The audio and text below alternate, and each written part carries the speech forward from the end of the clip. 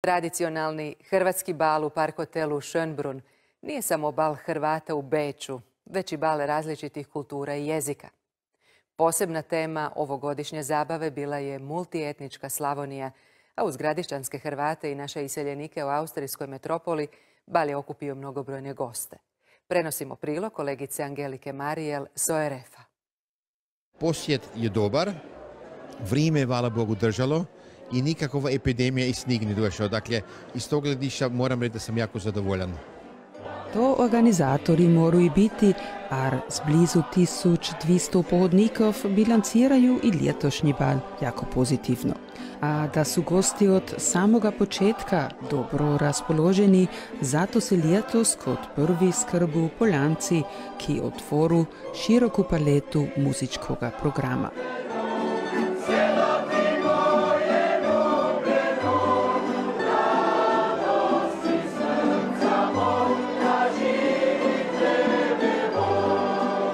Ja još nisam bila nikad iz Poljanci ovdje, ali mene su rekli da su Poljaci pred nekoliko leta su Rinođ igrali, a mene je bilo jako lipo, pa jako posebno.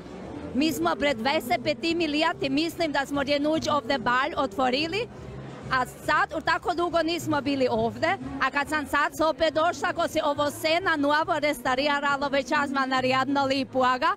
Folklorni ansambl Osijek 1862 preuzme letos časnu ulogu svetačnoga otvaranja.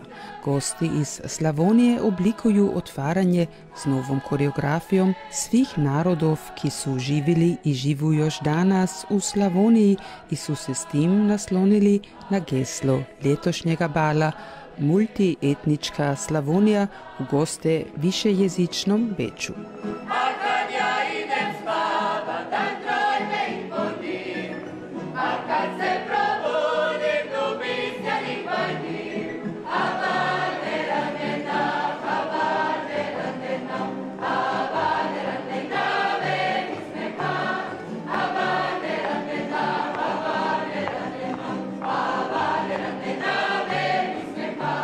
Beč ima sigurno jako čudan manjin ili communities koja govoru različite jezike, a znam da je to i u vezi s Slavonijom, koja je isto multietična, to znači to je perfektno geslo.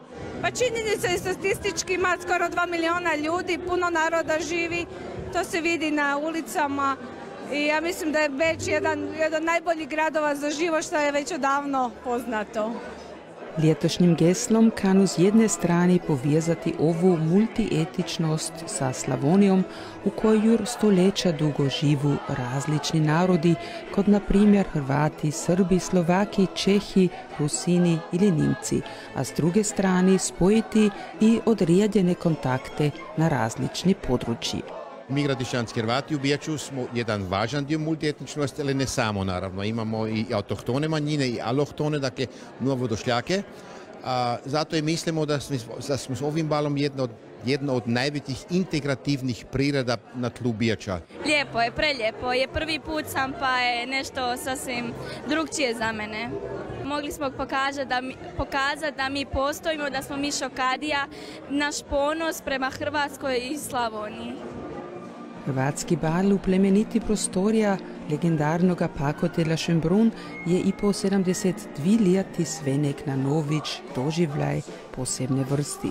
Svejedno, je li su ljudi po prvi put ovdje ili dohađaju jur desetljeća. Prvi put sam je 55. godine. A ča vam se tako vidi ovdje? Zašto idete? Sve poznate ljude, pa je sve u redu, me se jako vidio vamo. Čuda ljudi vidim kje poznam, zato rado dolem si imao. Jedan del je čudakrat isti, ali pokridu da je vseh drugih grupov ovdje, a i drugi ljudi, kaj se drugi ljudi spoznaju i ti, ki se poznadu, je to jako dober mix za mene.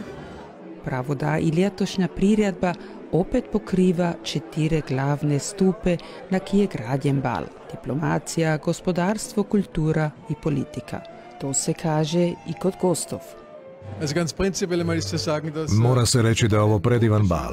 Već sam mu više puta prisustvovao. Ove sam godine opet ovdje. Jednostavno je lijepo vidjeti da je kultura tako živa, da se tradicija aktivno živi. A za to je naravno potrebna i potpora države. Jako lijepo, inače ne bismo došli da nije lijepo, jel? Mislim, to je... Rade naši Hrvati ovdje. Pa, mislim, jedinstveno, da, radi hrvatskog bala. Ima još jedan hrvatski bal, ali ovaj nam je bolji, ljepši, elegantniji. A vjerojatno bi se elegancija ovoga bala vidjela i cesaru Ferencu Jožefu I, čiji gosti su jur ončas ovdje svečevali raspušćene fešte.